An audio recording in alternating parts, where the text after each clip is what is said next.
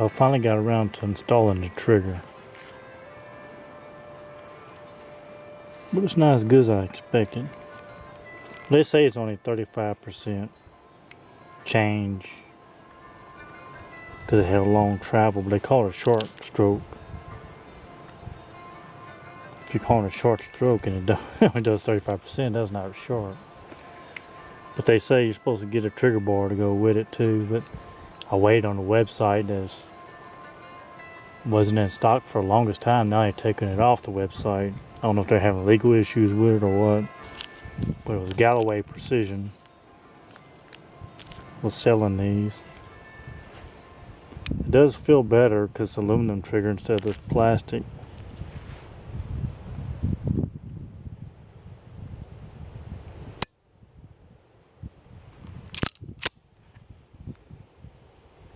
The travel is still kind of far.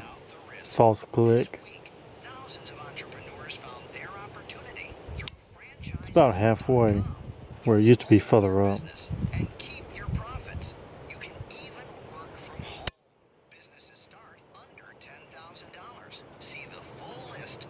But it is a pain to change. It's all because of these cheap handgun manufacturers. I noticed that with Ruger too. Kel-Tec, Ruger. That's the mainspring housing, or mainspring. It's a little thing, you gotta pry that up to get it out.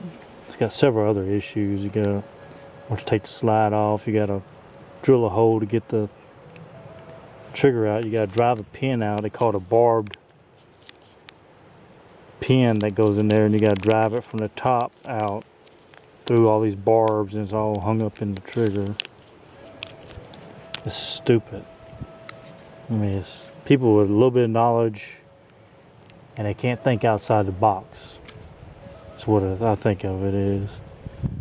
Kind of like our space technology. Here we are sending rockets up using bottle rocket technology. How you expect to have space travel using bottle rocket technology?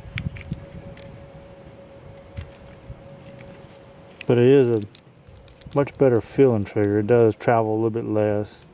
They say with the trigger bar it'd bring it up to 50%. Like this trigger by itself is 35, then trigger bar would be 50%. So I guess it'd probably go about right there. So I'll probably just have to take my trigger bar and do some work on it, see if I can do anything with it.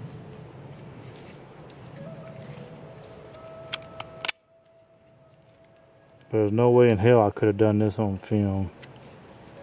It was such a pain. It even tells you instructions. So I just print off some instructions. They tell you how to adjust it and all the taking apart of it. And every little part, they tell you that's where you will have problems. So that's your trigger housing. It comes out of the frame. That's where a little barb pin, you got to drive it out that little hole. Then you have to drill the hole bigger for the new one. And that was a pain getting that out. Getting these springs back in was a pain. Because you got to line this little thing up. The spring goes inside it. Trigger goes in between them. Then you got to put your another pin back in. So all those were a pain. Got your new pin, that, and the spring goes inside that, and it all goes inside the trigger.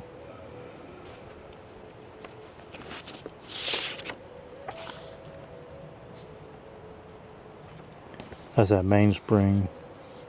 That is a pain too. It's under tension, it's hard to get it back in.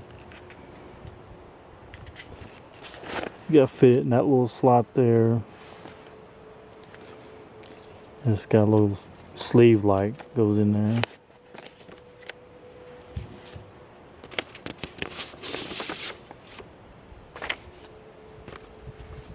You got your hammer deal.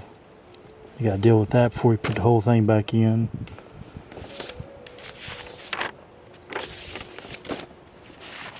It's just something they could have made a whole lot better and a lot easier.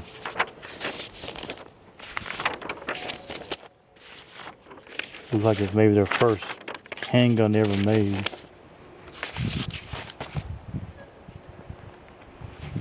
But it's done. Unless you like doing stuff yourself, I'd get somebody else to do it. But I like doing stuff myself, so I did it.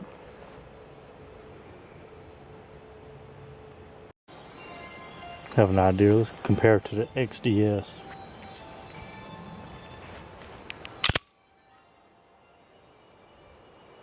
Reset. Fire. Reset. Fire.